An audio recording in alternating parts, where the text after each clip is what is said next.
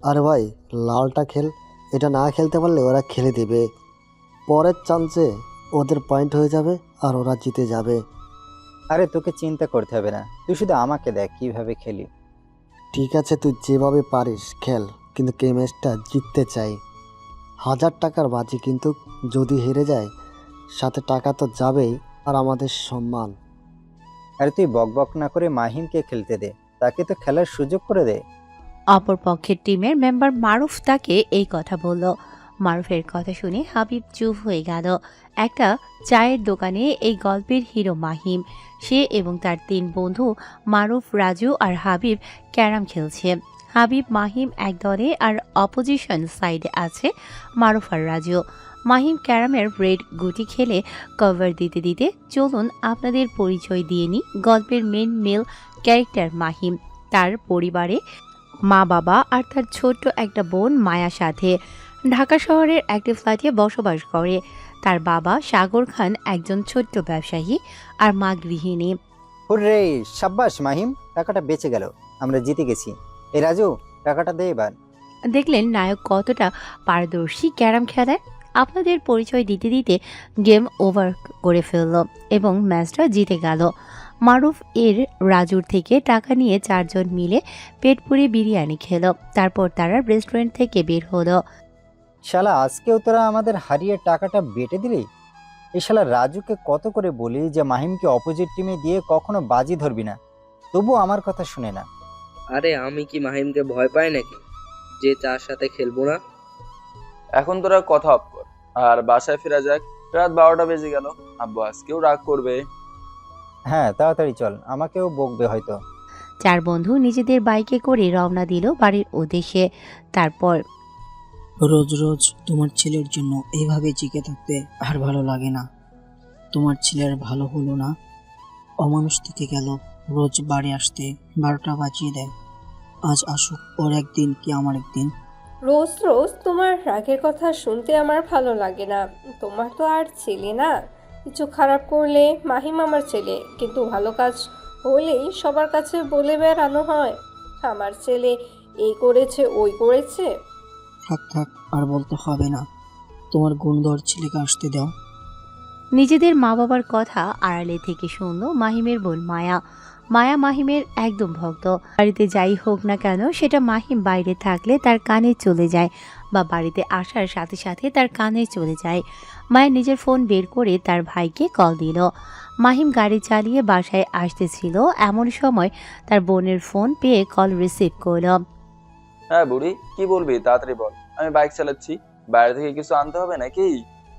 না ভাইয়া, কিচ্ছু আনতে হবে না, তুমি তাড়াতাড়ি বাসায় আসো। আর সাবধানে, বাড়িতে আজ আবার আব্বু আম্মুর ওপর রেগে আছে তোমার জন্য। হ্যাঁ বুড়ি, বুঝতে পেরেছি। আচ্ছা তুই ফোন রাখ, আমি চলে এসেছি প্রায়। আর দেখতে থাক তোর ভাইয়ের কারিশমা। মাহিম ফোন রেখে দিয়ে নিজেদের বিল্ডিংয়ের গেট দিয়ে ভেতরে প্রবেশ করলো। বাইক পার্কিং করে সে লিফট দিয়ে নিজের ফ্ল্যাটে চলে আসলো আর কলিং বেল চাপ দিল। ওই যে তোমার গুণধর ছেলে চলে এসেছে, যাও গিয়ে দরজা খুলে দাও। সাগরের কথা শুনে মাহিমের মা মিলি এসে দরজা খুলে দিল। তখনই মাহিমের হাসি মুখ দেখতে পারল, কিন্তু হাসি দেখে মিলির মন গলল না। মাহিম ভেতরে ঢুকতেই তার কান চেপে ধরল মিলি। আম্মু লাগছে, কান ছাড়ো। আমার কান তো বড় হয়ে হাতি মনে তো হয়ে যাবে, তখন আমাকে কেউ বিয়ে করবে না। তোর ফাজলামি রাখ আর বল, কবে তোর এমন দেরি করে বাসায় আসা বন্ধ হবে? রোজ রোজ তোর জন্য অপেক্ষা করতে করতে ভালো লাগে না আর। আর তোর বাবার সাথে রাগারাগি দেখাতেও ভালো লাগে না। উফ মা, তোমার একমাত্র ছেলের জন্য তুমি যদি একটু সমস্যা ফেস করতে না পারো তাহলে কি হয়? তোমার জন্য তোমার মা আমার সাথে ঝগড়া করবে, এটা কখনো হয় না। আর সোসাইটিতেও আমার সম্মান বলে একটা জিনিস আছে। আমার মনে হচ্ছে না এই সম্মান আমার বেশি দিন থাকবে। তুমি এই কথা বলছো কেন? তুই যা শুরু করেছিস তাতে তো এই কথা বলতেই হবে। রাস্তায় রাস্তায় বাদরামি করিস, ঝামেলা করে রাখিস, আবার অনেক রাত করে বাড়ি ফিরিস। ভদ্রলোকের বাড়ির ছেলে কখনো এত দেরি করে আসে না। আমি কি ইচ্ছে করে দেরিতে বাসায় আসি বাবা? বন্ধুদের সাথে একটু গ্রুপ স্টাডি করি। কেরামার চায়ের দোকানে আমার সামনে মিথ্যে কথা বলা দ্বারা তোকে দেখাচ্ছি। এটা বলেই সাগর মাহিমকে মারতে আসলো, কিন্তু মাহিম তার মায়ের পেছনে এসে লুকালো। বেরিয়ে আয় তোর মায়ের পিছন থেকে, সাহস থাকলে আমার সামনে আয়, তোর একদিন কি আমার একদিন। বাবা তুমি আমাকে মারবে? আগে শোনো তো কেন দেরি হলো আমার।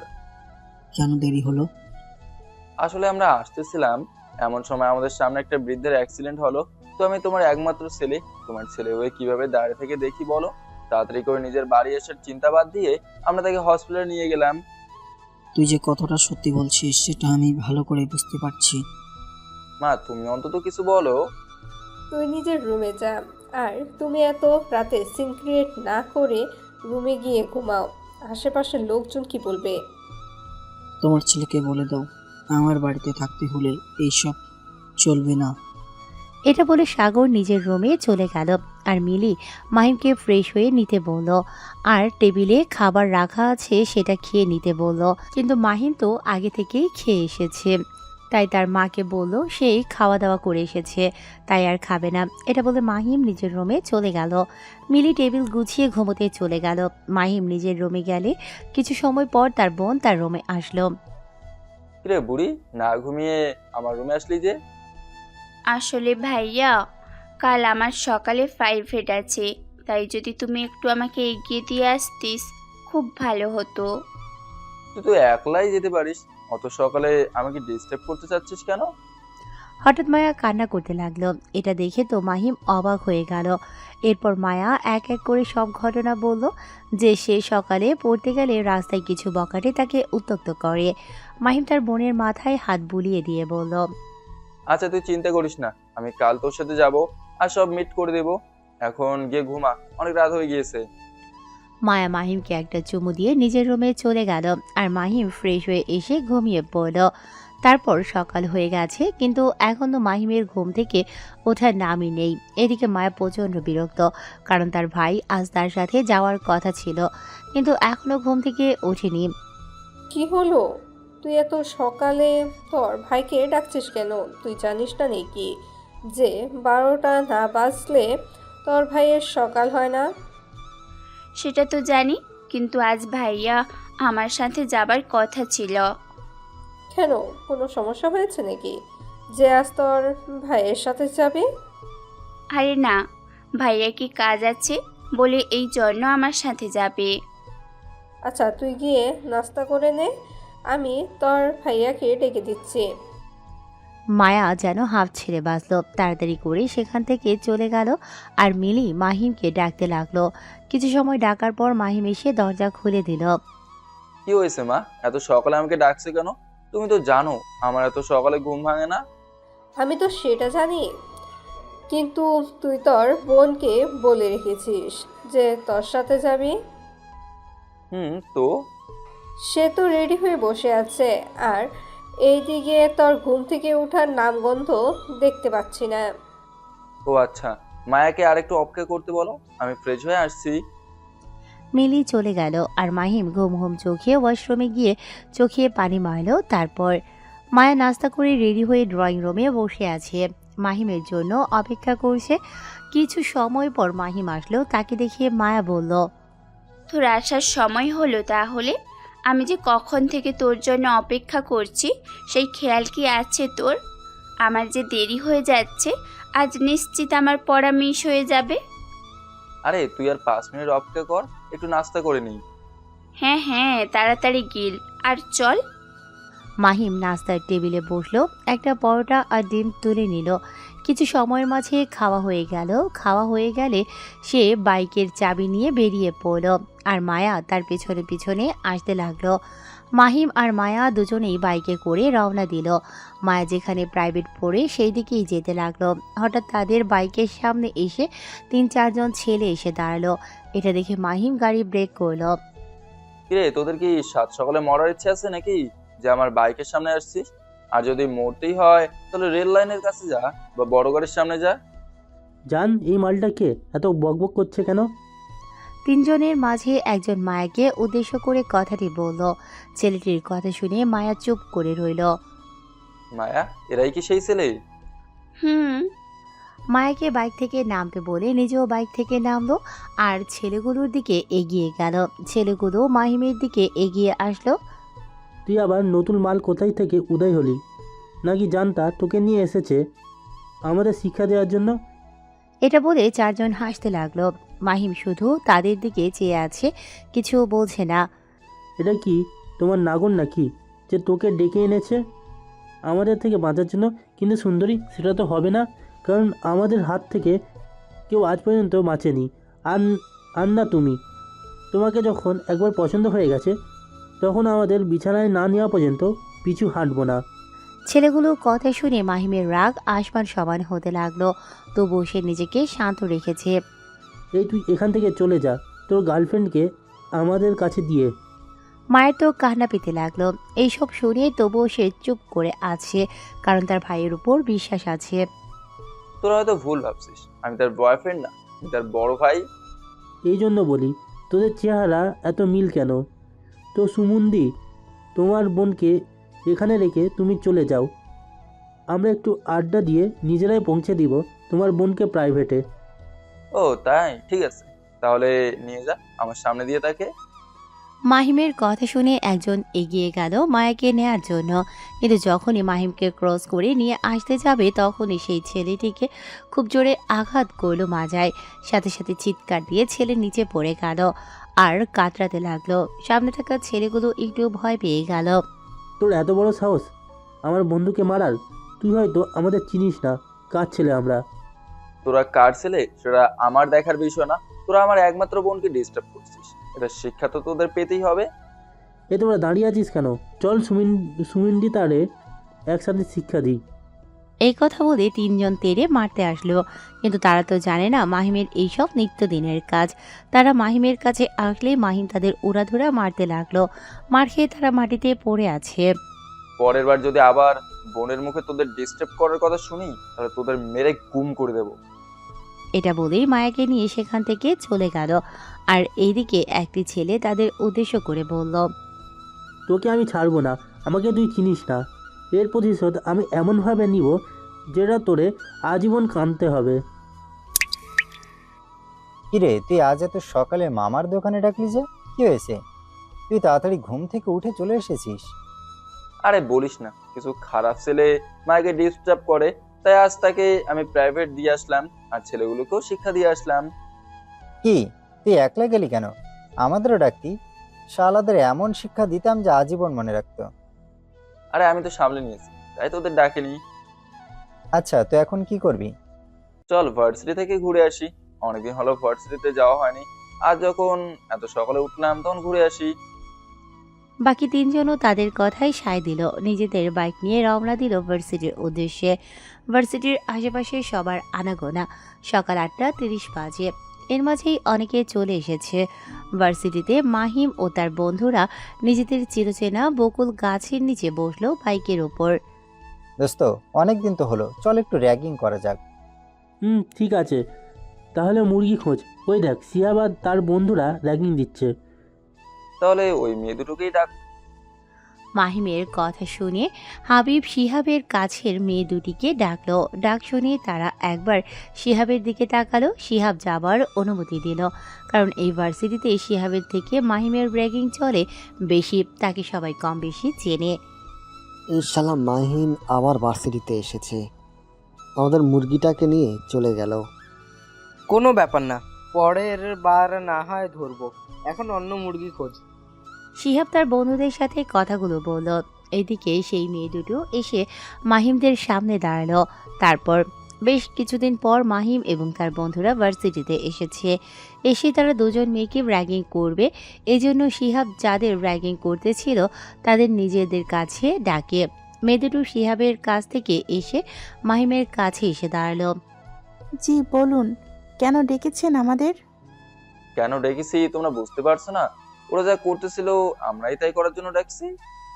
মেয়ে দুটোর শরীরে সাধারণ পোশাক, দুজনের চোখে মোটা ফ্রেমের চশমা। নাম কি তোমাদের আর কোন ইয়ারে পড়ো? আমার নাম নিতু আর ওর নাম আনিশা, আর আমরা সেকেন্ড ইয়ারে পড়ি। তোমরা কি জানো না সিনিয়রদের কিছু বলার পর স্যার বলতে হয়? ভুল হয়ে গেছে। আবার সরি স্যার, ভুল হয়ে গেছে, মাফ করে দিন। এই তো গুড গার্ল। তো আমরা ভার্সিটিতে শুধু পড়াশোনা করতে এসেছো নাকি অন্য কিছু করতে এসেছো? অন্য কিছু মানে? তোমার মারুফ স্যার বলতে চেয়েছেন যে তোমরা কি শুধু পড়াশোনা জানো নাকি নাচ গানও পারো? আমরা পড়াশোনা ছাড়া আর কিছুই জানি না স্যার, ওইসব বিষয়ে কখনো ফোকাস দেওয়া হয়নি। কোনো ব্যাপার না, আগে যখন ফোকাস দিতে পারোনি এখন তো একটু ফোকাস দাও আমাদের সামনে নাচতে। পারবো না স্যার, আমরা কখনো নাচানাচি করি নাই। তোমরা যদি নাচানাচি না করো আমাদের সামনে, তাহলে এর থেকেও কঠিন র্যাগিং দিতে বাধ্য আমরা। তারা দুজন নাচার চেষ্টা করলো কিন্তু ভালো মতো পারছে না। এটা দেখে তারা হাসতে লাগলো। হঠাৎ মাহিম খেয়াল করলো ভার্সিটির গেট দিয়ে সুন্দর একটা মেয়ে প্রবেশ করছে, যার শরীরে হালকা হলুদ কালারের শাড়ি, ঠোঁটে হালকা লিপস্টিক এবং হালকা মেকআপ। দেখতে অসম্ভব সুন্দর লাগছে। মাহিমের বন্ধুরা দেখলো যে মাহিম মেয়ে দুটোর দিকে না তাকিয়ে গেটের দিকে তাকিয়ে আছে। এটা দেখে তারা গেটের দিকে তাকিয়ে বুঝলো মাহিম গিয়ে দেখছে। কিরে, ওই মেয়ের দিকে তাকিয়েছিস কেন? ওটারে জাগ দিবি নাকি? সেটাই ভাবছি। মাহিম এই গার্ল বলে সেই মেয়েটিকে ডাকলো তার সামনে আসতে। নতুন মেয়েটি মাহিমের ডাক শুনে তার কাছে এগিয়ে আসলো। জি, কিছু বলবেন? নাম কি তোমার? আর কলেজে কি নতুন? জি, আমি কলেজে নতুন। আমার নাম লাবণী রহমান। আপনারা? আপনাদের নাম কি? আমার নামে হাবিব। আমার নাম মারুফ। আমার নাম রাজু। আর তোমার নাম কি? আমার নাম মাহিম। তুমি কোন ইয়ারে? নাম তো বললে, কিন্তু ম্যাম কে বলবে? মানে? মানে হচ্ছে আমি কোনো ছাত্রী নই, আমি এখানকার টিচার হয়ে এসেছি। লাবণীর মুখে এমন কথা শুনে মাহিম সোজা হয়ে দাঁড়ালো এবং অবাক হয়ে তার দিকে তাকিয়ে আছে। তারা ভাবতে পারছে না যে তাকে দেখে কোন ম্যাম মনে হচ্ছে। বৃষ্টির মধ্যে এমন কথা শুনে মেয়ে দুটো মুসকি মুসকি হাসতে লাগলো মাহিমের দিকে তাকিয়ে, কারণ একটু আগে তাদেরকে এমনভাবে র্যাগ দিতেছিল। এই যে মেয়ে দুটো, তোমরা দুজন যেতে পারো। লাবণীর কথা শুনে মেয়ে দুটো চলে গেল। মাহিম ও তার বন্ধুরা ভালো করে দাঁড়িয়ে আছে। মাহিম এক ধ্যানে লাবণীর দিকে তাকিয়ে আছে, কারণ এত সুন্দর মেয়ে সে আগে কখনো দেখেনি, আর দেখলেও তার সেটা মনে নেই। কখনো কোনো মেয়েকে মাহিমের ভালো লাগেনি, কিন্তু লাবণীকে এক দেখাতেই তার ভালো লেগে গেছে। তোমরা সিনিয়র, তাই বলে ছোটদের জার্ক দিবে, এটা ভালো কথা? কিন্তু যেহেতু বলেছো এটাই বেটার, কিন্তু এর থেকে বেশি হলে সেটা অনেক খারাপ। বুঝতে পেরেছো তোমরা? জি ম্যাম। কোন ইয়ারে তোমরা? আমরা 4th ইয়ারে। ঠিক আছে, দেখা হবে ক্লাসে তাহলে। কথাটি বলে লাবণী সেখান থেকে চলে গেল, আর মাহিম আর চলে যাওয়ার দিকে তাকিয়ে আছে। মাহিম তো এই মেয়ের প্রেমে পড়ে গেছে, সে ম্যাম হোক বা সিনিয়র কোনো ব্যাপার না। কিরে, তুই এই ম্যামের প্রেমে পড়ে গেলি নাকি যে তাকিয়ে আছিস? হ্যাঁ দোস্ত, সেটাই মনে হচ্ছে। এই ম্যামকে দেখে তো আমি ইমপ্রেস হয়ে গেলাম। চল আজকে ক্লাস করব। মাহিমের কথা শুনে তারা একমত পোষণ করল এবং ক্লাসের দিকে রওনা দিল। কিছু সময় পর মাহিম ও তার বন্ধুরা এসে সব থেকে লাস্টের বেঞ্চে বসলো। তারা নিয়মিত ক্লাসে আসে না, কিন্তু যখনই আসে একদম লাস্ট বেঞ্চে, ফিক্সড করা বেঞ্চে বসে। মাহিম ক্লাসে আসার কিছু সময় পর প্রধান প্রফেসর আসলো সেখানে এবং তার সাথে সাথে লাবণী আসলো। স্যারকে আসা দেখে তারা সবাই দাঁড়িয়ে সম্মান জানালো। তোমাদের সাথে পরিচয় করিয়ে দিই, এটা তোমাদের নতুন ম্যাডাম। আজ থেকে তোমাদের জিওগ্রাফি ক্লাস নেবে, তোমরা ম্যামের সাথে পরিচয় হয়ে নিও। এটা বলে প্রধান চলে গেল। এবার লাবণী নিজের পরিচয় দিল, তারপর এক এক করে সবার পরিচয় নিতে লাগলো। যখন মাহিমদের পালা আসলো তখন লাবণী বলল, থাক, তোমার পরিচয় আর দিতে হবে না, তোমার পরিচয় তো আমি আগেই পেয়ে গেছি। এটা শুনে তো লজ্জা পেয়ে গেল, কারণ সে দাঁড়িয়ে নিজের পরিচয় দিতে গিয়েছিল। ম্যামের মুখে এমন কথা শুনে মাহিম বসে পড়ল। তার বন্ধুরা এটা দেখে হাসতে লাগলো। সবার সাথে পরিচয় হয়ে গেলে লাবণী ক্লাস নিতে লাগলো। মাহিমের তো ক্লাসে মনোযোগ নেই, সে শুধু এক ধ্যানে তাকিয়ে আছে। এটা লাবণী খুব ভালোভাবেই খেয়াল করেছে। এই লাস্ট বেঞ্চ দাঁড়াও, তোমরা ক্লাসে মনোযোগ না দিয়ে কি করছো? এত কথা বলছো কেন? আমি এখন কি নিয়ে পড়াচ্ছিলাম সেটা বলো তো। মাহিম ও তার বন্ধুরা সবাই দাঁড়ালো, কিন্তু কি পড়াচ্ছে সেটা তারা বলতে পারলো না। লাবণী তাদের ক্লাস থেকে বের করে দিল। মাহিম ক্লাস থেকে বেরিয়ে দরজার কাছে দাঁড়ালো এবং লুকিয়ে লুকিয়ে লাবণীকে দেখতে লাগলো। এটা লাবণী খেয়াল করেছে, কিন্তু কিছু বলতে পারছে না। নিজের ক্লাস শেষ করে লাবণী রুম থেকে বের হলো। পেছনে দরজার কাছে আসতেই মাহিমের সাথে দেখা হলো। পড়াশোনা মনোযোগ দাও। মজা করার সময় মজা করবে, আর পড়াশোনার সময় পড়াশোনা। বুঝতে পেরেছো তোমরা? হ্যাঁ ম্যাম, আমি বুঝতেই পেরেছি। কিন্তু মাহিম কোনো কথা বলছে না। সে শুধু তাকিয়ে আছে লাবণীর চোখের দিকে। এটা দেখে লাবণী কাশি দিল আর মাহিমকে বলল, আমি কি বলেছি তুমি কি বুঝতে পেরেছো? আপনি যখন বলেছেন তখন না বুঝে উপায় আছে? আপনাকে তো প্রথম দেখায় ভালো লেগে গেছে। কি কি বলে তুমি? আসলে ম্যাম, মাহিম কিছু বলতে যাবে তার আগেই সেখানে আকাশ নামে একজন স্যার আসলো। হ্যালো ম্যাম, আপনার কি ক্লাস শেষ? স্যার। যদি ফ্রি থাকেন তাহলে চলুন একসাথে অফিস রুমে যাওয়া যাক। আচ্ছা। লাবণী হাসতে হাসতে আকাশের সাথে কথা বলতে বলতে চলে গেল, আর মাহিম তার চলে যাওয়ার দিকে তাকিয়ে রইল। আর কত সময় এখানে দাঁড়িয়ে থাকবি? ম্যাম তো কখন চলে গেছে স্যারের সাথে।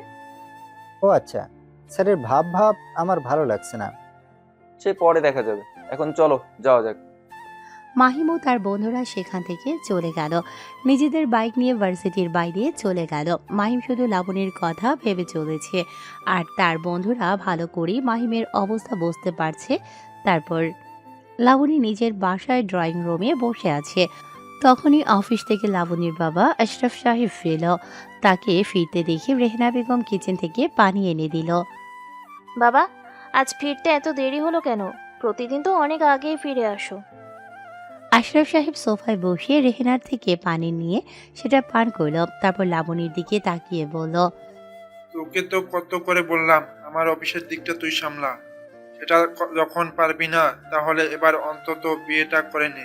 তোর হাজবেন্ড না হয় অফিস সামলাতো, কিন্তু দেখ আমার কি কপাল, তোকে এত দূর পড়াশোনা করিও আমাকে অফিস সামলাতে হচ্ছে এই বয়সে। উফ বাবা, আমি তো অফিস সামলাবো, তার আগে আমি নিজে একটু নিজের পায়ে দাঁড়াতে চাই। এই জন্যই তো আমি ভার্সিটিতে ম্যাডাম হয়েছি। ও, তো বিয়েটা তো করতে পারতিস, এটাও যদি না পারিস অন্তত আমার বন্ধুর ছেলের সাথে দেখা তো করে নিতিস।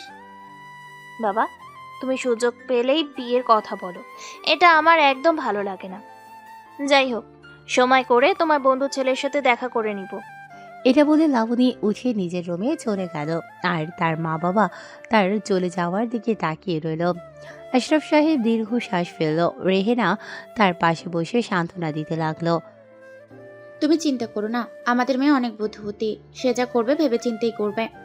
তারা দুজন নিজেদের মাঝে কথা বলতে লাগলো। তারপর, বন্ধু, আমি তো ম্যামের প্রেমে পড়ে গেছি। তার চেহারা তো ভুলতেই পারছি না। যেভাবেই হোক তাকে আমার নিজের করে নিতেই হবে। চারজন নদীর পাড়ে এসে বসে আছে, সবার হাতে হুইস্কির বোতল। সেটা খেতে খেতে মাহিম উপরের কথা বলল। আরে তুই তো দেখছি ম্যামের জন্য একদিনেই পাগল হয়ে গেছিস, এমন তো আগে হয়নি এমন। আরে সেটা আমিও বুঝতে পারছি না। আগে কোনো মেয়েকে দেখলে এমন তো হতো না, কিন্তু আজ ম্যামকে দেখে আমার মনের ঘন্টা বেজে উঠেছে। তাহলে তুই তোর মনের কথা জানিয়ে দে তোর ম্যামকে। এখনই না, আবার তো কয়েকদিন যাক, তারপর না হয় মনের কথা জানিয়ে দেবো। যাই করিস না কেন বেশি দেরি করিস না, কারণ ম্যাম যে সুন্দরী। তাছাড়া আকাশ স্যার দেখলি তো কেমন করে ম্যামের সাথে কথা বলছিল। তাছাড়া তুই এটাও জানিস না যে ম্যামের কোনো বয়ফ্রেন্ড আছে কিনা। ভাই এত প্যারা দিস না তো, যা হবে আবার কাল দেখা যাবে। এখন অন্য বিষয়ে কথা বল তোরা। মাহিম কথা ঘুরিয়ে অন্য বিষয়ে আলোচনা করতে লাগলো। হঠাৎ সে তার বন্ধুদের বলল, আচ্ছা, লাবণী ম্যামের নাম্বার এর ব্যবস্থা করে দিতে পারবি তোরা? আমরা কিভাবে ব্যবস্থা করব? তুই প্রেম করবি, তুই ব্যবস্থা কর। তোরা হলে আমার বন্ধু, আর বন্ধু হয়ে এইটুকু সাহায্য করতে পারবি না? আচ্ছা ঠিক আছে, আর ব্লক মেল করব না, কালকে ব্যবস্থা করে দিবি। দেখেছো তোমার ছেলে আজকেও দেরি করে বাসায় ফিরলো। আমি বলি কি, তোমার ছেলেকে বিয়ে দিয়ে দাও, তাহলে বউয়ের টানে বাড়িতে থাকবে। কি বলো তুমি মিলি? তোমার ছেলে এখনো পড়াশোনা করে বেকার ছেলের সাথে খেয়ে বিয়ে দিবে? কেন, তোমার কি কম আছে নাকি? তাছাড়া তুমি কি সেই পুরনো কথা ভুলে গেছো? মিলি তার হাজবেন্ড সাগরকে অনেক বছর আগের কথা মনে করিয়ে দিল, যেটাই মাহিমের বিয়ে ঠিক করে রাখা ছিল ছোট্টবেলায়। হ্যাঁ, আমার মনে আছে, আর তার সাথে এই বিষয়ে কথা বলা আছে। তুমি তার সাথে দেখা করে আবার বলো। ওকে। শিহাব, দিনকে দিন এই মাহিমের সাহস অনেক বেড়ে যাচ্ছে। ওর জন্য শান্তিতে ভার্সিটিতে কিছু করতেও পারছি না। আরে সাফি, কি করব বল? তার সাথে আমরা কিছু করতে পারি না, আর তার কারণ হলো এসিপি বিজয়ের সাথে মাহিমের খুব ভালো সম্পর্ক। তো কি হয়েছে? তুই তো পৌরসভার চেয়ারম্যানের ছেলে, তোর কি পাওয়ার কম আছে নাকি? যা কিছু করতে হবে সব ভেবে চিন্তে করতে হবে। মাহিম যখন একলা থাকবে তখনই তাকে অ্যাটাক করতে হবে, এমনভাবে মারতে হবে যে হাড় গোড় ভেঙে পঙ্গু হয়ে যায়। আমাদের এমন শুধু সময়ের অপেক্ষা করতে হবে, আর তাকে বুঝে কাজ করতে হবে। ছোট্ট গ্লাসে তারা মদ ঢেলে খেতে লাগলো আর ভিন্ন বিষয়ে কথা বলতে লাগলো। মাহিম খুব তাড়াতাড়ি সকালে ভার্সিটিতে চলে আসলো। সে অপেক্ষা করতে লাগলো কখন লাবণী ভার্সিটিতে আসবে। মাহিম ক্যান্টিনে গিয়ে নাস্তা করতে লাগলো, আর এর মাঝেই লাবণী ভার্সিটিতে চলে এসেছে, যেটা মাহিমের নজরে পড়লো না। দেখতে দেখতে সময় যেতে লাগলো আর সবাই ভার্সিটিতে স্টুডেন্ট আসতে লাগলো। মাহিমের বন্ধুরাও সেখানে চলে আসলো। কিরে, তুই আজ আমাদের না জানিয়ে তাড়াতাড়ি চলে আসছিস যে? আসলে হয়েছে কি, লাবণীকে দেখার জন্য আমি খুব তাড়াতাড়ি চলে এসেছি। সারা রাত আমার নির্ঘুমে কেটেছে, ঘুমাতে পারিনি। সব সময় আমার চোখের সামনে ম্যামের হাসি মুখ ভেসে ওঠে। দোস্ত, তুই গেছিস, তুই কয়েকদিনে পাগল হয়ে যাবি। ফাও কথা রাখ, তোদের যে কাজটা দিয়েছিস সেটা বল। আরে তুই বন্ধু মানুষ, আমাদের একটা কাজ দিয়েছিস আর সেটা না করে কি থাকতে পারি বল? এই নে ম্যামের নাম্বার। মারুফ কাগজে একটি নাম্বার লেখা, সেটা মাহিমের সামনে রাখলো। মাহিম তাড়াতাড়ি কাগজ থেকে নাম্বার লিখে নিয়ে লাবণীকে কল করলো। তার একটু ভয় ভয় লাগছে, হাত পা কাঁপছে তার। মাহিমের এমন অবস্থা দেখে তার বন্ধুরা মিটমিট করে হাসতে লাগলো। কিছু সময় পর রিং হবার পর লাবণী কল রিসিভ করলো। লাবণী সালাম দিলে মাহিম সেটার উত্তর দিল। লাবণীর ভয়েস শুনে তো মাহিম ফিদা হয়ে গেছে। মাহিম আগে ভালো মন্দ জিজ্ঞেস করে নিল। কে আপনি? আর আমার নাম্বার পেলেন কোথায়? আর কখন থেকে এটা ওটা জিজ্ঞেস করেই যাচ্ছেন? বলছি মশাই, আগে আপনার পরিচয় দেন। আমার ভয়েস শুনেও আপনি এখনো আমাকে চিনতে পারছেন না? আপনার সাথে কি আমার আগে কখনো দেখা হয়েছে? গতকাল তো দেখা হয়েছিল, এত তাড়াতাড়ি ভুলে গেলেন নাকি? দেখুন, আপনার ফালতু কথা শোনার টাইম আমার নাই। তাড়াতাড়ি পরিচয় দিন, না হলে আমি ফোন কেটে দিচ্ছি। আমার এখন গুরুত্বপূর্ণ কাজ আছে। আরে আরে ম্যাম, ফোন কাটবেন না। আমাকে যখন ম্যাডাম বলছো, তখন তুমি নিশ্চয়ই ভার্সিটির কেউ। ম্যাম, আমার নাম মাহিম। ওই যে কাল র্যাগিং, তারপর ক্লাসের বাইরে। ও হ্যাঁ, মনে পড়েছে। তুমি আমার নাম্বার কোথায় পেলে? পেয়েছি একভাবে। এখন বলেন তো, আপনি কোথায়? আজকে ভার্সিটিতে আসবেন না? আসবো না কেন? ক্লাসে এসে বসো, তাহলে দেখতে পারবে আমি আছি কিনা। ক্লাস না করে র্যাগিং দিয়ে বেড়ালে কি আর চলবে? এটা বলে লাবণী ফোন রেখে দিল আর মাহিম তার বন্ধুদের বলল, ম্যাম, কখন যে ভার্সিটিতে আসছে আমি টের পাইনি। এখন তাড়াতাড়ি ক্লাসে চল। এটা বলে মাহিম আগে আগে যেতে লাগলো আর তার বন্ধুরা পেছনে। তারপর লাবণী ক্লাসে কিছু একটা বোঝাতে ছিল, কিন্তু মাহিম সেটা না বুঝে তার দিকে তাকিয়েছিল। এটা দেখে তো লাবণী তার দিকে কলম ছুঁড়ে মারল। সাথে সাথে মাহিমের ধ্যান ভেঙে গেল। এই তুমি দাঁড়াও, ক্লাসে মনোযোগ না দিয়ে কোন দিকে মনোযোগ তোমার? এত সময় আমি কি পড়াচ্ছিলাম তুমি বলো তো দেখি। কি যে পড়াতে ছিল সেটা মাহিমের কোনো খেয়াল ছিল না, কারণ সে তো এত সময় ম্যামকে দেখায় ব্যস্ত ছিল। সে বলতে না পেরে মাথা চুলকাতে লাগলো। না, ক্লাসে এসে যদি মনোযোগ না দাও, তাহলে তোমাদের ক্লাসে আসতে বলে কে? আসলে ম্যাম, ক্লাসের আগে কে যেন আমাকে ফোন করে ডাকলো, এই জন্য আমি ক্লাসে ছুটে আসলাম। মাহিমের এমন কথা শুনে লাবণী চুপ হয়ে গেল, কারণ একটু আগে তো সেই তাকে লেগেছে ক্লাসরুম। তুমি আমার ক্লাস থেকে বেরিয়ে যাও, গিয়ে বাইরে দাঁড়াও। আচ্ছা।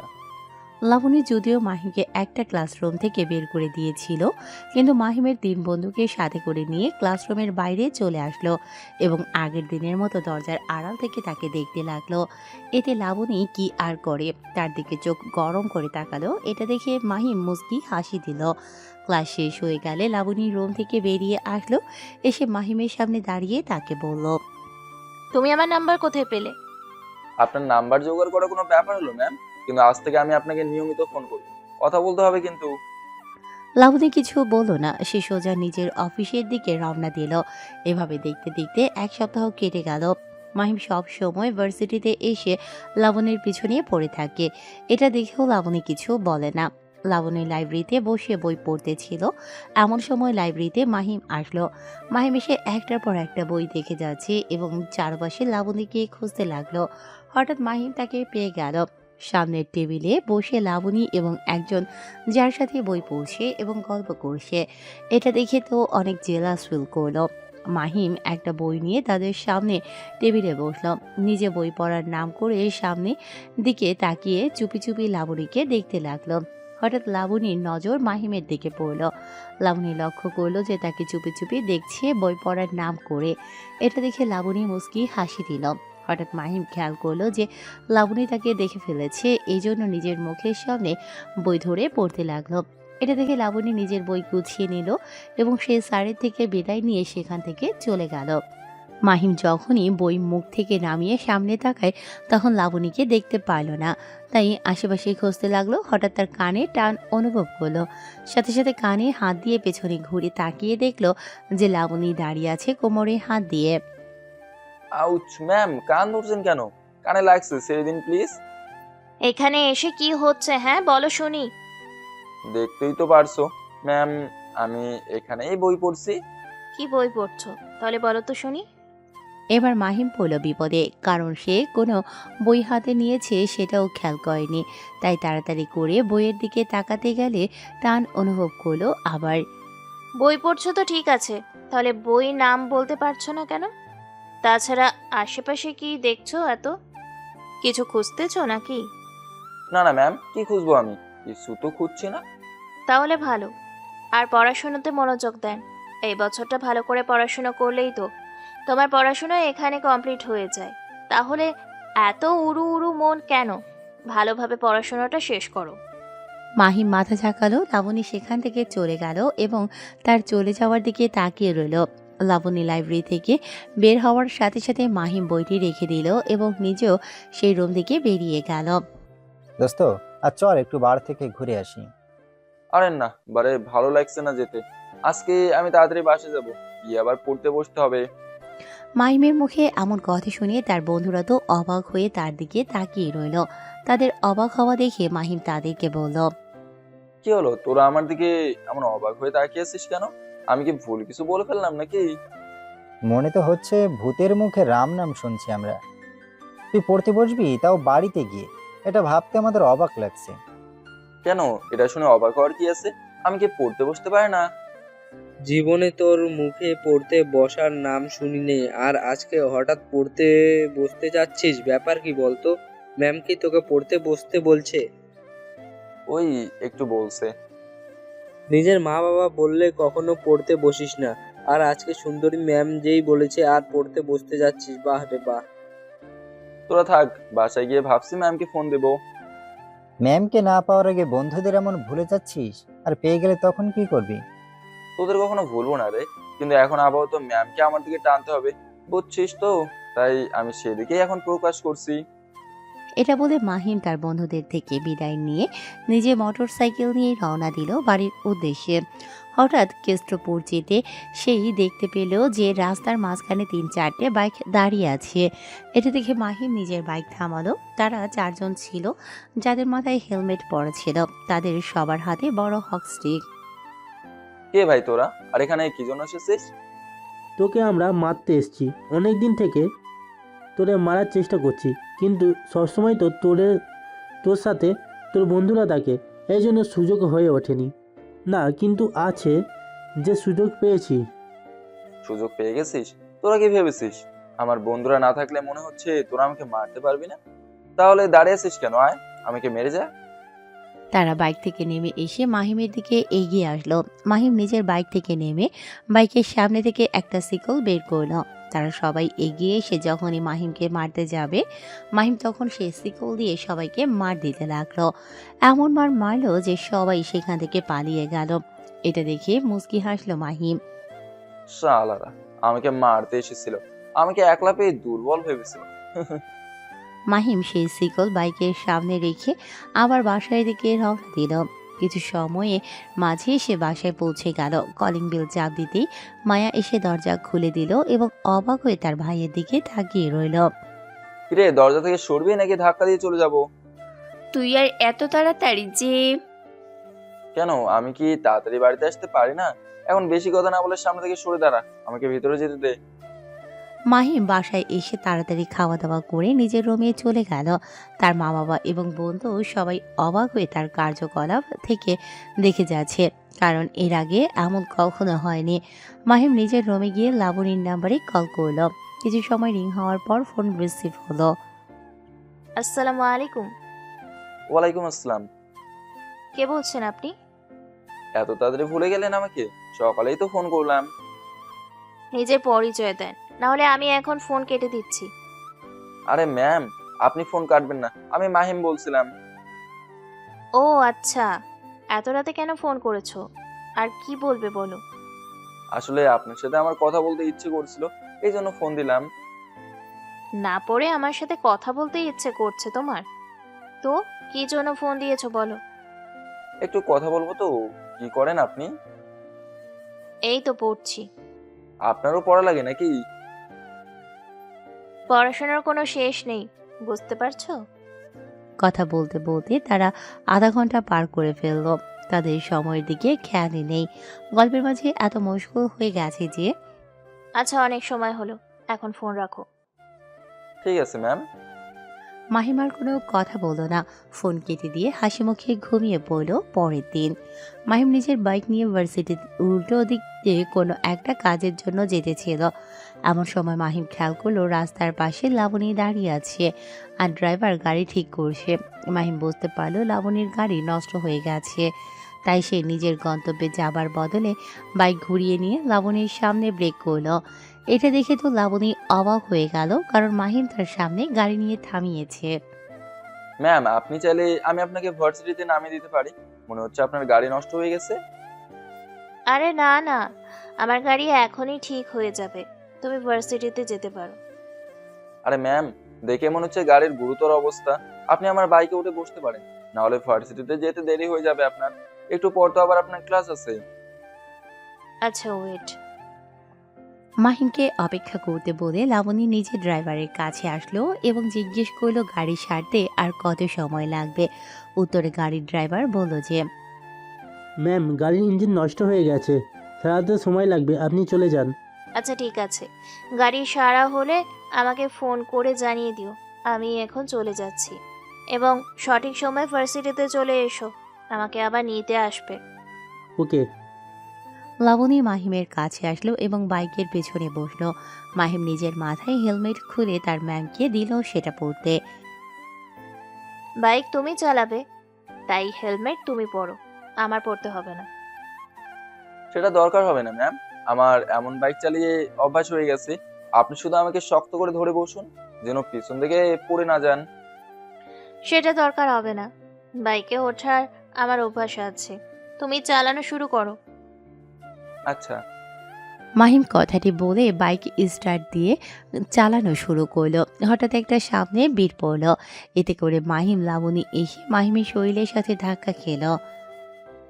আস্তে দেখে শুনে চালাও। আপনাকে তো আগেই বললাম আমাকে ধরে বসুন, না হলে পড়ে যাবেন। মাহিমের এই কথা শুনে লাবণী তাকে কাঁধে হাত দিয়ে ধরে বসলো। এবার গাড়ি খুব জোরে টান দিতে লাগলো। মাহিম মুস্কি হেসে কিছু সময় পর তারা ভার্সিটির ভেতরে প্রবেশ করলো। মাহিম এক পাশে গাড়ি দাঁড় করালো। লাবণী গাড়ি থেকে নেমে ধন্যবাদ দিয়ে সেখান থেকে চলে গেল। মাহিম তার চলে যাওয়ার দিকে তাকিয়ে রইল। দেখতে দেখতে 1 মাস পার হয়ে গেল। এখন নিয়মিত মাহিম আর লাবণীর কথা হয় প্রতিদিনের ন্যায়। আজকেও তারা দুজন কথা বলছে। আচ্ছা মাহিম, তুমি তো ডান্স কম্পিটিশনে নাম লিখিয়েছো, তো কিভাবে করছো রিহার্সাল? ওই 3 বন্ধু মিলে একটু করছি আর কি। ঠিক আছে, কালকে আমি দেখতে আসবো যে তোমরা কিভাবে রিহার্সাল করছো। ঠিক আছে ম্যাম, আপনি যদি আসেন তাহলে তো আরো ভালো হয়। হুম, এখন তুমি পড়াশোনা করো, আর কয়েকদিন বাদেই তো তোমার সেমিস্টার পরীক্ষা। আচ্ছা ঠিক আছে ম্যাম, আপনিও তাড়াতাড়ি ঘুমিয়ে পড়েন। মাহিম তার সাথে কথা বলে হাসি খুশি মনে ঘুমিয়ে পড়ল না পড়তে বসে। এটাই তাই নিত্যদিনের কাজ। মাহিম ও তার 3 বন্ধু মিলে একটি রুমের ভিতর ডান্স করছে। তাদের নিত্যদিনের কাজ এটা। কয়েকদিন পর ভার্সিটিতে ডান্স কম্পিটিশন হবে, আর সেখানে তারা নাম লিখিয়েছে। আর সেই জন্য মাহিম ও তার বন্ধুরা ডান্স প্র্যাকটিস করছেন। এমন সময় সেই রুমের ভিতরে লাবণী আসলো।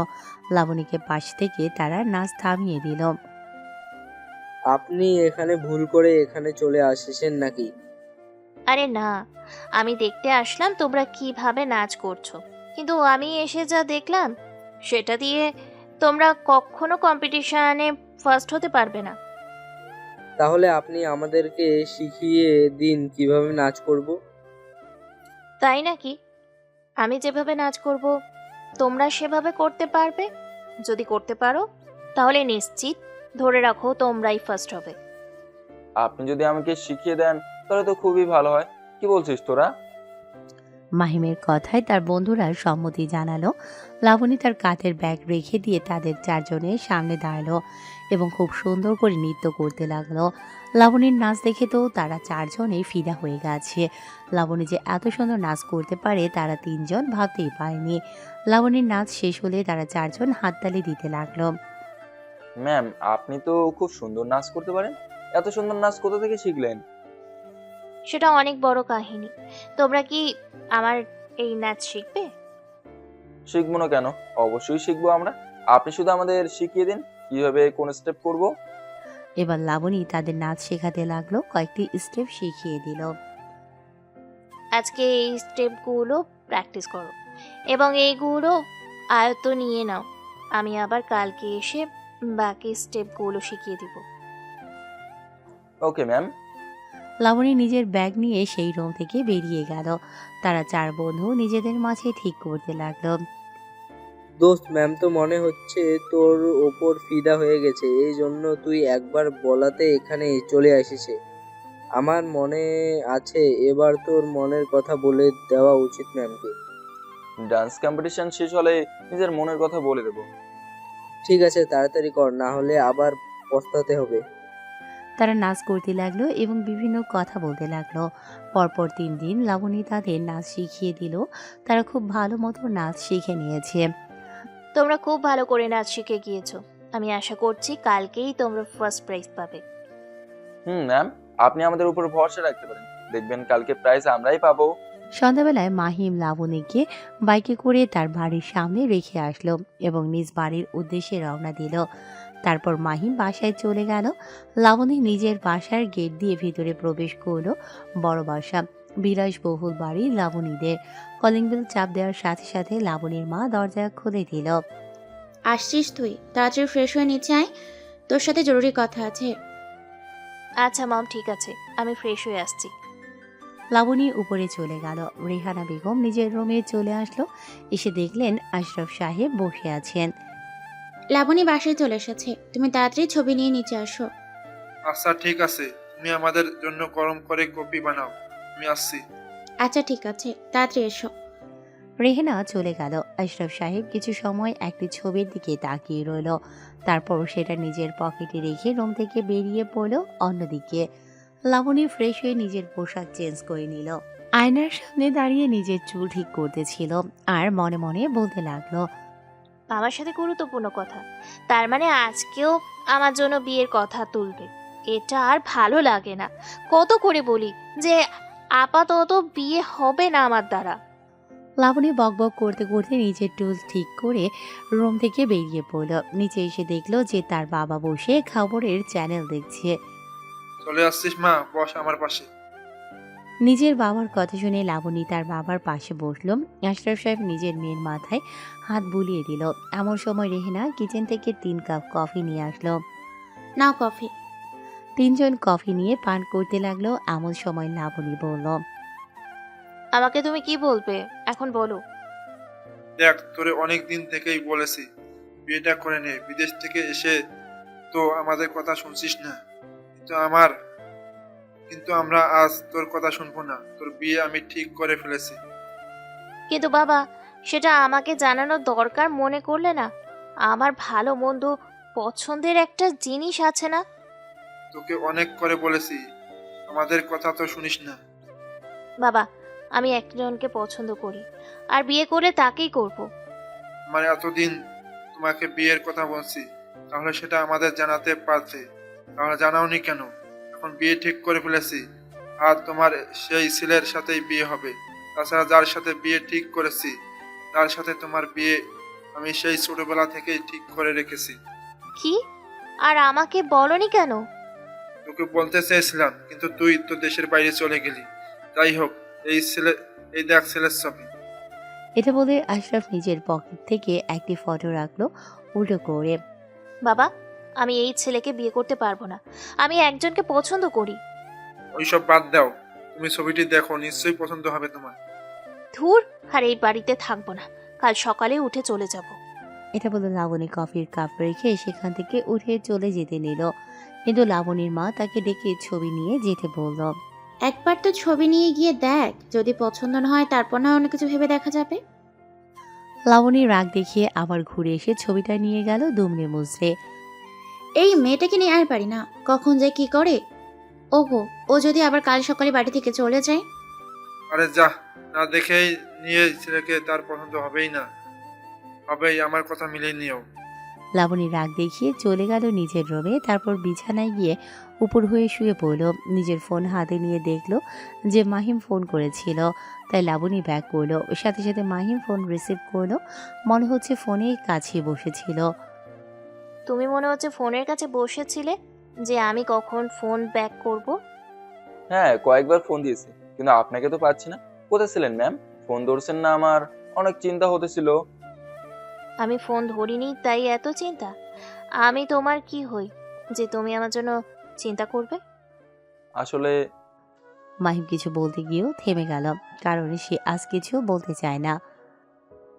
কি হলো, কিছু বলছো না যে? কি বলতে গেলে? তেমন কিছু না। ও আচ্ছা, কাল তাড়াতাড়ি চলে এসো, আরেকবার রিহার্সাল করে নিবে। আচ্ছা ম্যাম। আচ্ছা মাই, কালকে দেখা হবে। আমার মাথা ব্যথা করছে, এখন একটু রেস্ট নিব।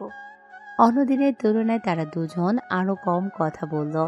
মাহিম সাথে কথা বলে লাবণী নিজের বিছানায় দেখলো একটা কাগজ পড়ে আছে। তারপর তার মনে পড়লো এটা সেই ছেলের ছবি। লাবণী কি মনে করে ছবিটা হাতে নিল। কুস্ত্র ছবিটা শার্ট করলো দেখার জন্য যে তার বাবা কোন ছেলে তার জন্য পছন্দ করলো। ছবিটা যখন সম্পূর্ণ ভাঁজ খুললো, তার সেটা দেখে লাবণী তো অবাক হয়ে গেল। এটা কিভাবে সম্ভব? ভাবতে বেশি অবাক হচ্ছে। এটা কিভাবে সম্ভব? বাবা তাহলে মাহিমের ছবি আমাকে দিচ্ছে? তার মানে বাবার পছন্দের ছেলেটি হলো মাহিম? এটা মনে আসতেই লাবণীর মুখে হাসি ফুটে উঠল। তাড়াতাড়ি করে সে ছবিটা ভালো করে দেখলো এবং নিজের বুকের সাথে জড়িয়ে ধরল। হঠাৎ লাবণী কিছু একটা মনে পড়তে নিজের বিছানা থেকে নেমে দৌড়ে নিজের রুম থেকে বেরিয়ে ড্রয়িং রুমে চলে আসলো। এসে দেখলো যে তার বাবা মা বসে গল্প করছে। মা, বাবা, আমি বিয়ে করতে রাজি আছি। তোমরা যেই ছেলের সাথে আমার বিয়ে ঠিক করেছো। হঠাৎ লাবণীর এমন কথা শুনে তারা দুজন অবাক হয়ে গেল।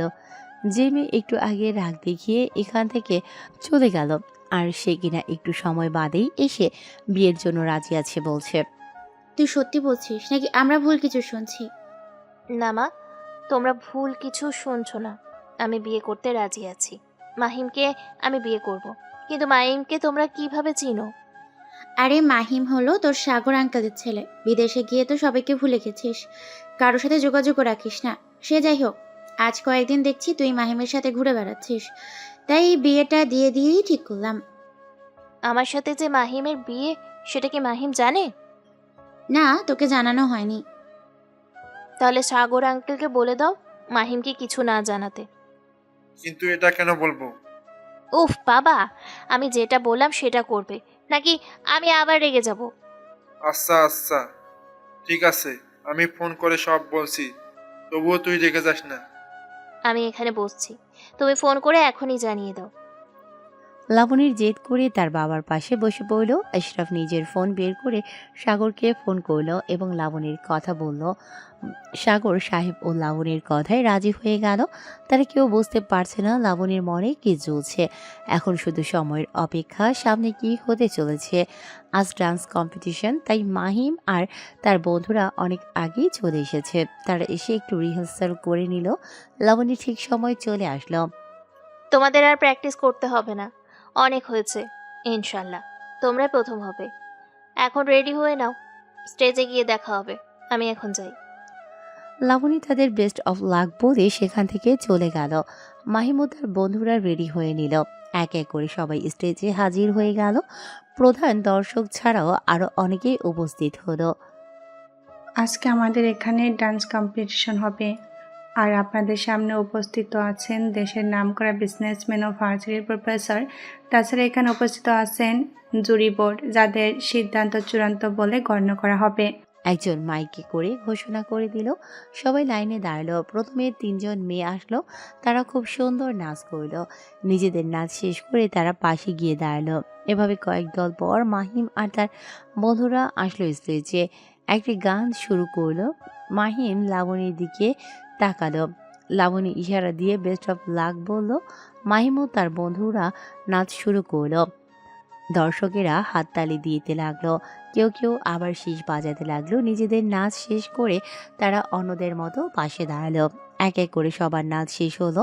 একজন এসে জুরি বর্গের থেকে নামের লিস্ট নিল। অ্যানাউন্সমেন্ট করার জন্য সবার অধীর আগ্রহে রয়েছে। আজ আমাদের এখানে যারা অংশগ্রহণ করেছে তারা সবাই ভালো করেছে, কিন্তু আমাদের জুরিবর্গ এখান থেকে মাত্র 3টি দলকে বেছে নিয়েছে। আমি তাদের নাম ঘোষণা করব এখন। তারা তৃতীয় হয়েছে, সেই দলের নাম এখন আমরা ঘোষণা করছি। তৃতীয় হয়েছে সাফিয়ার তাদের দলের ছেলেরা। সবাই হাততালি দিতে লাগলো। খুশি হলো না তারা, কারণ তারা আশা করেছিল যে প্রথম হবে তারা। এবার মাইকে বলতে লাগলো যে দ্বিতীয় হয়েছে নীলা ও তার বন্ধুরা। এবারও সবাই করতালি দিয়ে শুভেচ্ছা জানাতে লাগলো। এবার সবাই ওদের আগ্রহী রয়েছে যে প্রথম হয়েছে কাদের দল। মাহিম ও তার বন্ধুরা তো অধীর আগ্রহী রয়েছে, কারণ দ্বিতীয় ও তৃতীয় এর নাম ঘোষণা করা হয়ে গেছে। এখন শুধু প্রথম যারা হয়েছে তাদের নাম ঘোষণার পালা বাদ আছে, কিন্তু তাদের নাম এখনো থাকছে না।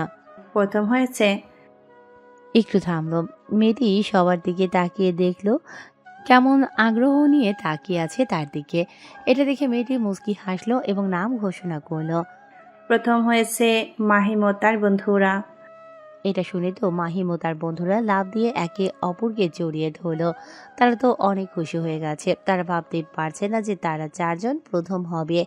তাদের পাশে যারা দাঁড়িয়ে ছিল তারা মাহিমদের কংগ্রাচুলেশন জানালো। মাহিম ও তার বন্ধুরা স্টেজে আসো পুরস্কার নেওয়ার জন্য। ডাক শুনে তারা 4 জন স্টেজে উঠে আসলো। প্রধান অতিথি তাদের হাতে পুরস্কার তুলে দিল। এক করে দ্বিতীয় এবং তৃতীয় ব্যক্তিদের হাতে পুরস্কার তুলে দিল। এবার বাকি অনুষ্ঠান চলতে লাগলো। ম্যাম, আপনাকে অনেক ধন্যবাদ। আপনি আমাদের শেখানোর জন্য অনেক পরিশ্রম করেছেন, আর আপনারই জন্য আমরা প্রথম হয়েছি। আরে মাহিম, আমি জানতাম তোমরা প্রথম হবে, কারণ তোমাদের ভিতর ট্যালেন্ট আছে। আসলে ম্যাম, আজ রাতে আমরা একটা পার্টির আয়োজন করছি। আপনি যদি আসতেন তাহলে খুব ভালো হতো। ঠিক আছে, কোথায় করছো পার্টির আয়োজন? এই তো পাশের একটা রেস্টুরেন্টে করছি। শুধু খাওয়া দাওয়া হবে। আমরা এতটা খারাপ নই যে মদ খাবো।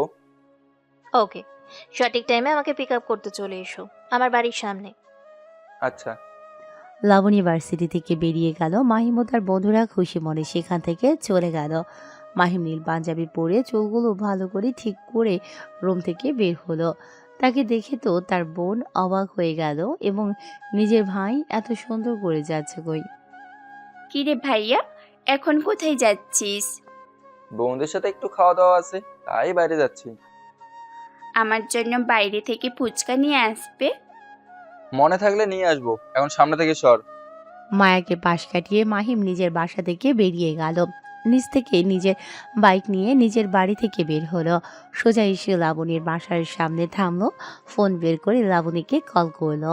কিছু সময় পর লাবণী বাড়ি থেকে বের হলো। তাকে দেখতে অসম্ভব সুন্দর লাগছে, নিজের চোখ ফেরাতেই পারছে না মাহিম। লাবণী এসে মাহিমের চোখের সামনে তুড়ি বাজালো। এভাবে হাঁ করে তাকিয়ে কি দেখছো? দেরি হয়ে যাচ্ছে না তোমাদের? তাড়াতাড়ি চলো। তাড়াতাড়ি উঠে বসো। লাবণী মাহিমের পেছনে উঠে বসলো, মাহিমের কাঁধের উপর হাত দিল, বাইক চালাতে বলল। তারা কিছু সময় পরে নিজে ঠিক করার রেস্টুরেন্টে চলে আসলো। আগে থেকে সেখানে মাহিমের বন্ধুরা অপেক্ষা করতেছিল। তারা একসাথে সবাই রেস্টুরেন্টের ভেতরে প্রবেশ করলো। তাদের ঠিক করে স্পেশাল টেবিলে গিয়ে তারা বসলো। আগে থেকে সবকিছু অর্ডার করা ছিল, এই জন্য তারা বসার সাথে সাথে ওয়েটার এসে খাবার দিয়ে গেল। সবাই আড্ডা দিতে দিতে খাওয়া দাওয়া সেরে নিল। তোমরা বসো, আমি বিল মিটিয়ে দিয়ে আসছি। সেটা দরকার হবে না, কারণ আমরা আগে থেকেই সবকিছু ঠিক করে নিয়েছি। এখন আমরা এখান থেকে নদীর পাড়ে যাব, সেখানে একটু সময় কাটিয়ে বাসায় যাব। ঠিক আছে চলো, তোমাদের সাথে আমিও যাব। নাকি যেখানে মদের ব্যবস্থা আছে থাকলে সমস্যা নেই, এইসব অভ্যাস আমার আছে। আরে না না, আমরা তো আগে বললাম যে আমরা এইসব খাই না, শুধু একটু ঠান্ডা পানি খাবো। ওকে চলো।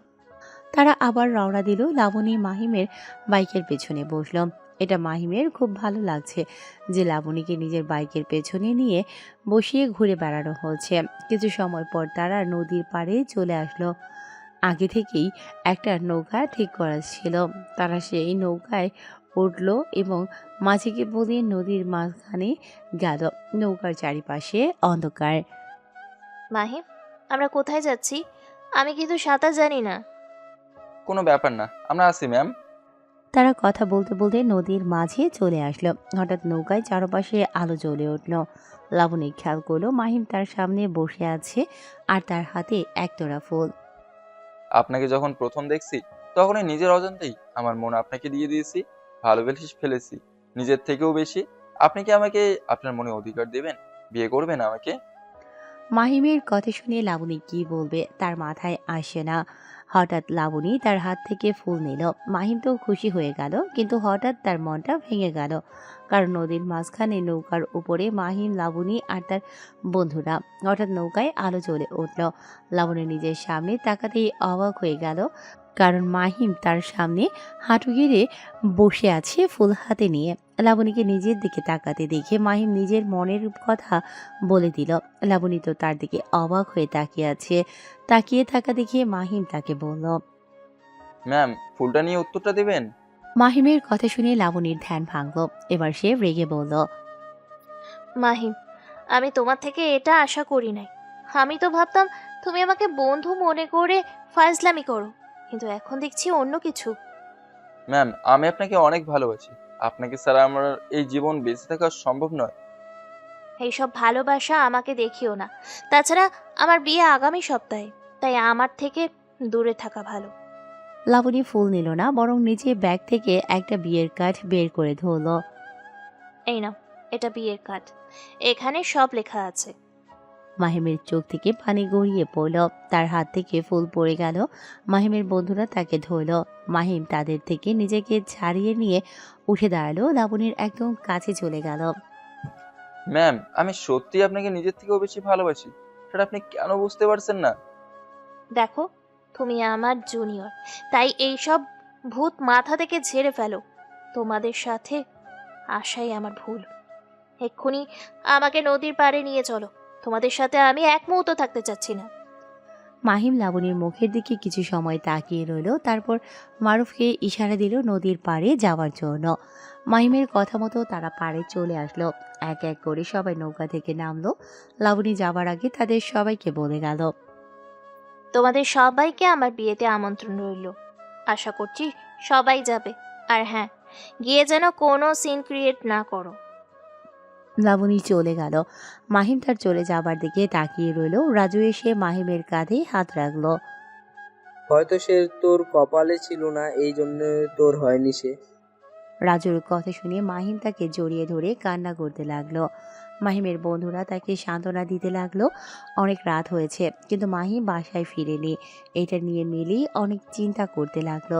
এটা দেখে সাগর বলল, এত চিন্তা করো না, দেখো গিয়ে কোনো বন্ধুর সাথে আড্ডা দিচ্ছে, আজ তারা জিতে গেছে এই জন্য। কিন্তু তাই বলে ফোন বন্ধ কেন?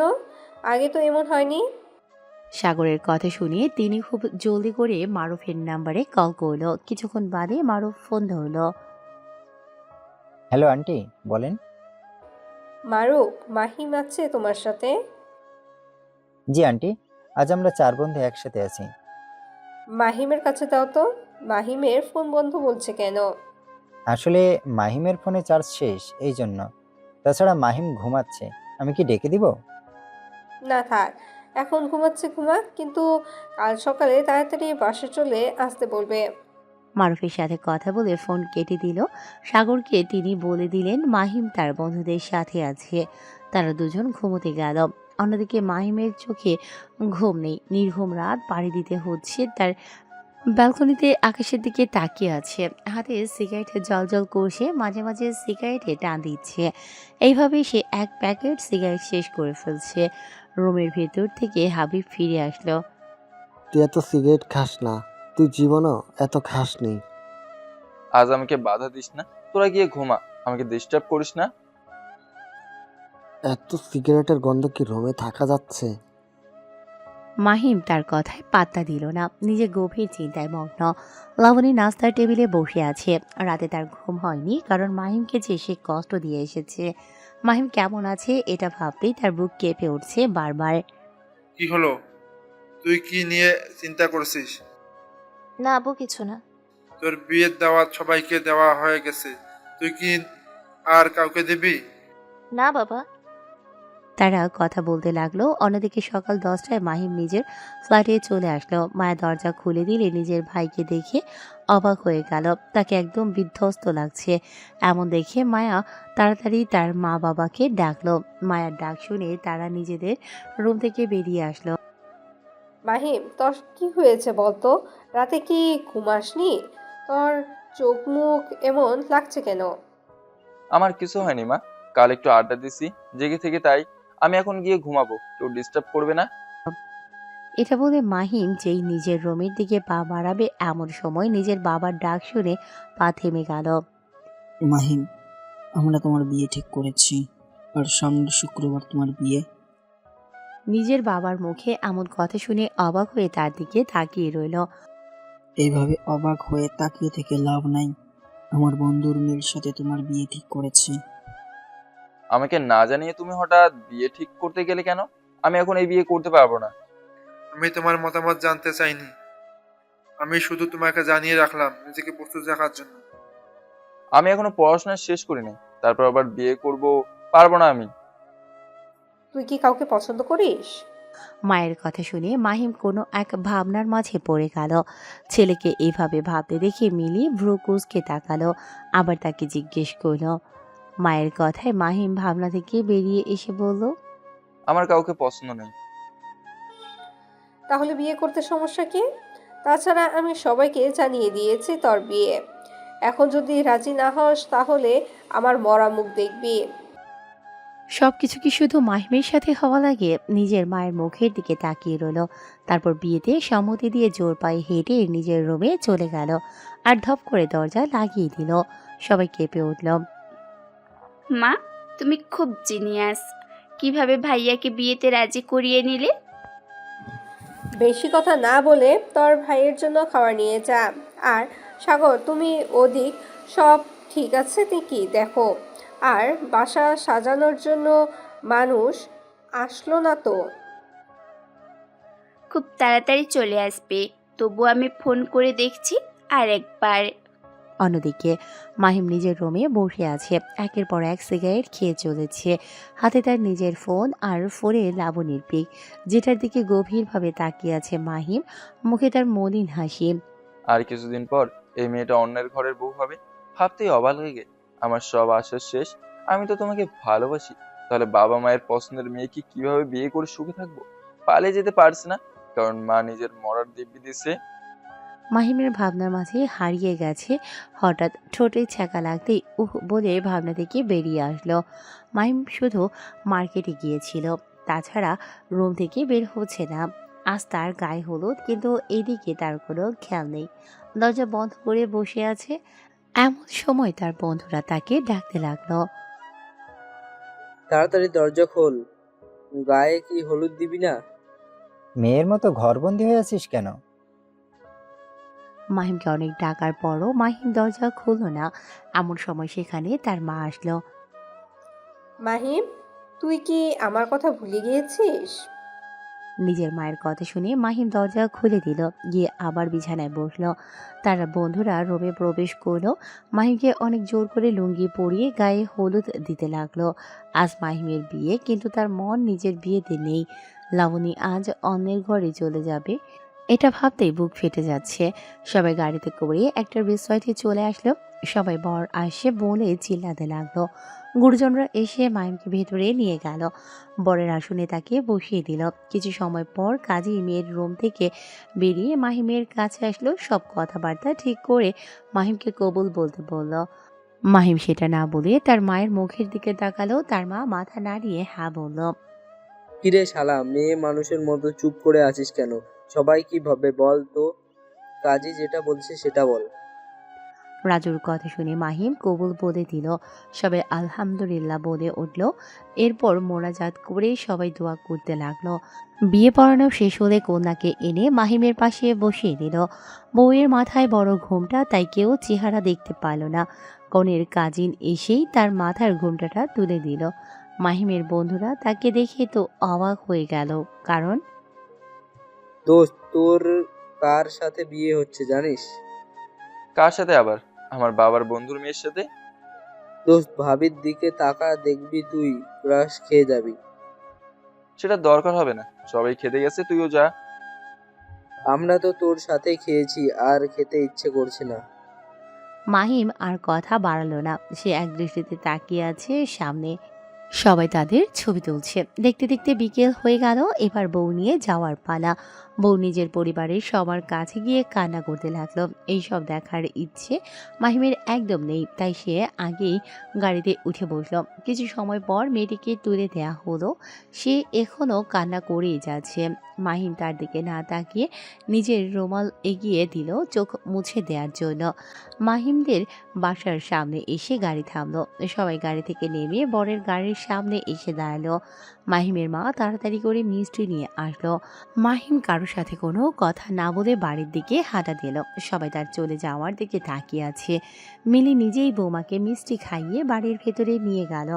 মাহিম ছাদে চলে গেছে সোজা, আর লাবণীকে ড্রয়িং রুমে বসিয়ে রাখা হয়েছে।